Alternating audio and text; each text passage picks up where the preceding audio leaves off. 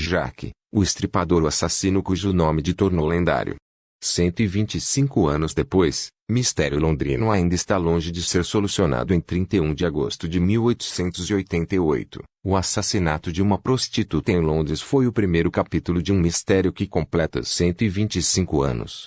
Quem a matou se tornou o mais lembrado serial killer da história, embora sua identidade permaneça desconhecida até hoje.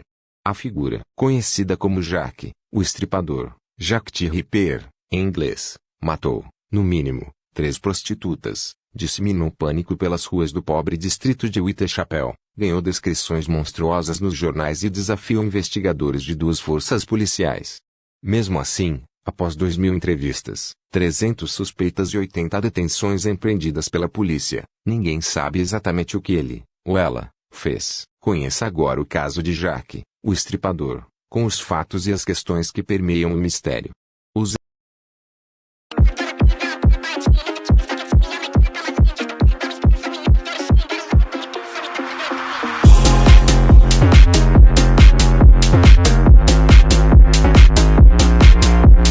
impressionava até para os padrões da região, a mais violenta da capital britânica.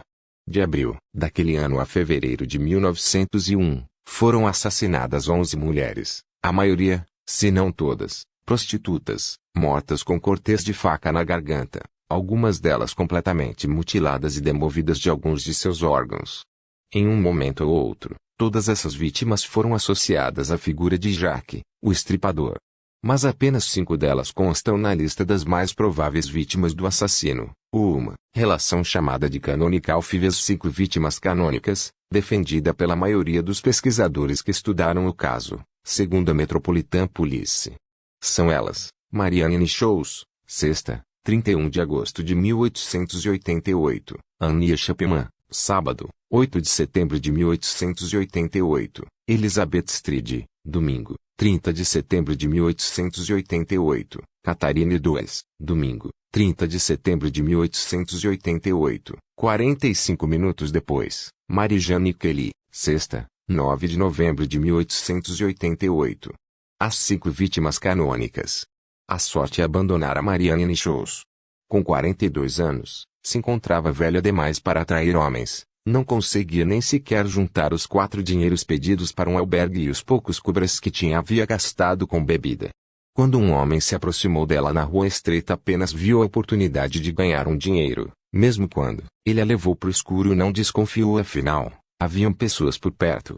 Porém, quando percebeu o perigo, já era tarde demais. Annie Chapman, Annie Morena como era conhecida, estava condenada a morrer de tuberculose quando Jack a pegou. O seu corpo foi encontrado por um porteiro. Os seus anéis e moedas foram colocados ordenadamente junto aos seus restos nauseabundos. Katia Doyes. Na noite de 30 de setembro, o estripador esfaqueou mais 2 mulheres. Katia, o mais terrivelmente mutilado de todos, jazia alguns minutos do local em Mitre Square. Um rastro de sangue estendia-se desde esse corpo retalhado até uma porta onde alguém escreveu a giz: os judeus não são culpados de nada.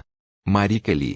A última pessoa, além do criminoso, a ver Marie Kelly com vida fora George Hutchinson, a quem ela pediu dinheiro para pagar o aluguel do seu pequeno quarto. Depois a viu se afastar para falar com um homem de baixa estatura, pagou de claro, bem vestido com um chapéu de caçador. Na manhã seguinte o corpo de Marie foi encontrado desmembrado em seu quarto. Marie foi a última vítima do estripador, que não voltou mais a atacar. A investigação. A ciência forense ainda engatinhava na época. Entre as limitações mais óbvias estavam a falta de exames de DNA, impressões digitais e fotografias das cenas dos crimes. Além dessas restrições, a investigação convivia com suposições inusitadas para os dias atuais. Uma das vítimas, por exemplo, teve seus olhos fotografados para que se pudesse descobrir as últimas cenas vistas por ela, como o rosto do assassino.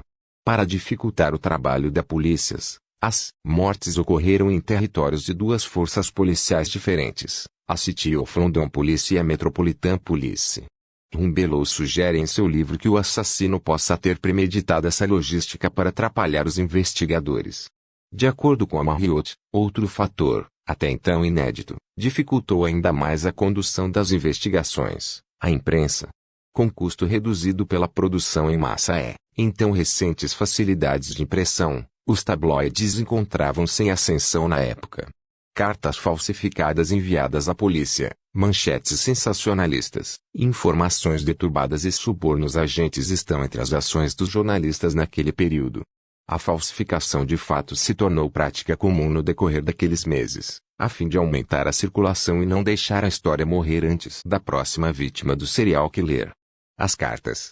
Depois da morte de Annie Chapman, os periódicos e a polícia começaram a receber cartas pretensamente escritas pelo serial killer.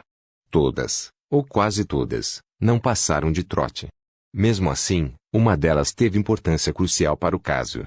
A missiva que auferiu ao assassino alcunha de Jack, o Estripador, foi obra de um jornalista, segundo investigação, da Scotland Yard na época.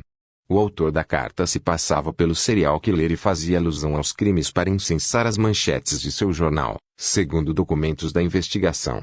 Para azar da polícia, o apelido pegou.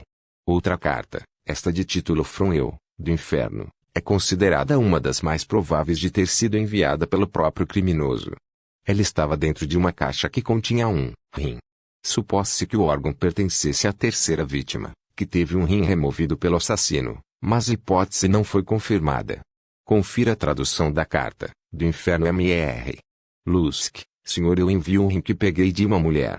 O outro eu fritei e comi e estava bem gostoso. Posso lhe enviar a faca se você esperar mais um pouco. Assinado, prenda-me quando puder, senhor Lusk. Os suspeitos.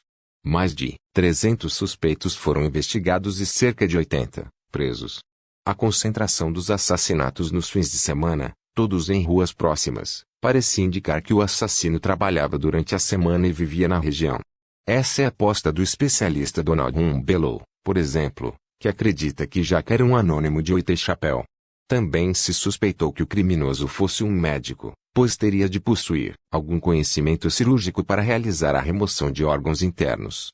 Muitos acreditam, porém, que as extrações não tenham sido realizadas de forma tão acurada, por falta de tempo ou imperícia. Assim, ampliou-se o escopo das investigações. Já Marriott acredita que os órgãos não tenham sido removidos pelo assassino e aponta o marinheiro mercante alemão Karl Feigenbaum, cujo itinerário coincidia com as datas dos crimes, como principal suspeito. Lista de suspeitos genuínos indicada pela Metropolitan Police. Kosminski, um pobre polonês de origem judaica que residia em Whitechapel, Montague Geoffroy, 31, advogado e professor que cometeu suicídio em dezembro de 1888. Michael Ostrog, ladrão russo dotado de diversos pseudônimos e preso detido em asilos em várias ocasiões. Dr. Francis J. Tumblet, 56 anos, tido como um curandeiro americano que foi preso em novembro de 1888 por indecência e fugiu do país após pagar fiança.